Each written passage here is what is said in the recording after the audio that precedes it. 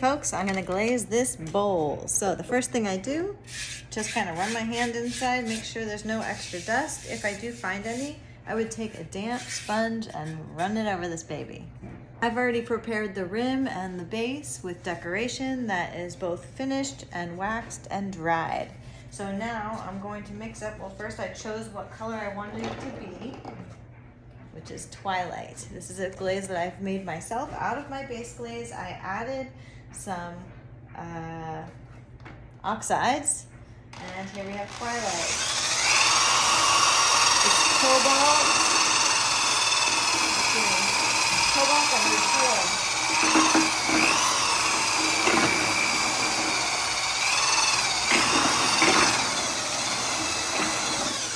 Okay, and I clean off the drill by just hovering it over the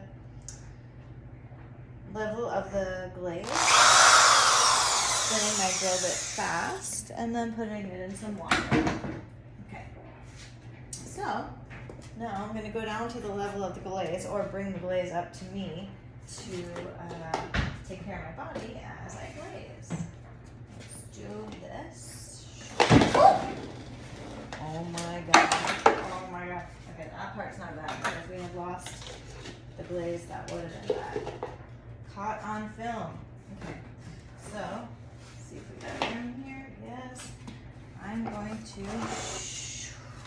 bring it up, and then make sure this guy is centered on his or her dolly so she doesn't tip herself over.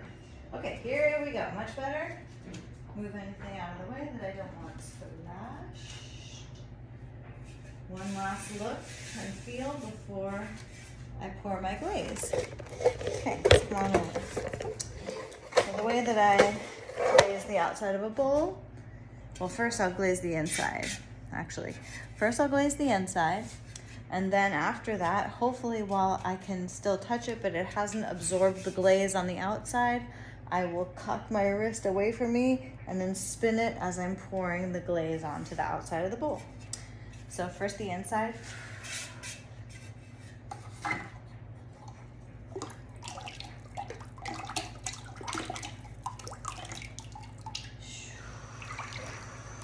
Always breathing and around in a nice rhythm. Doesn't have to be stressful.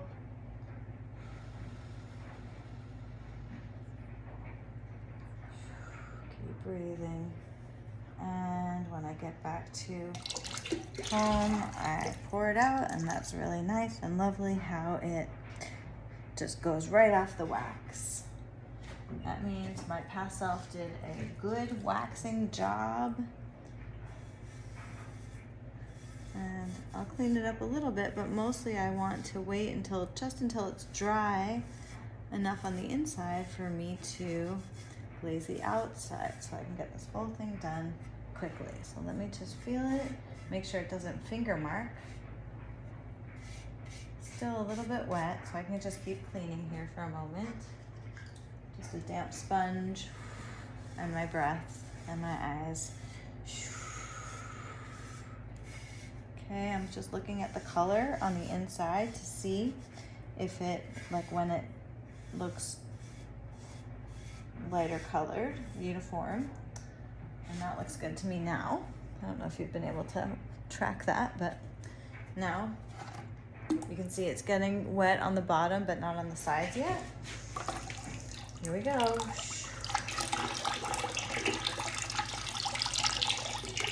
Shifting my weight on my feet to stay comfortable.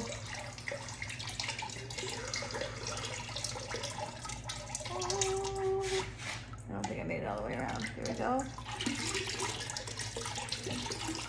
Okay. I think I'll go around with just one more time. Faster this time. Little angle on the bowl.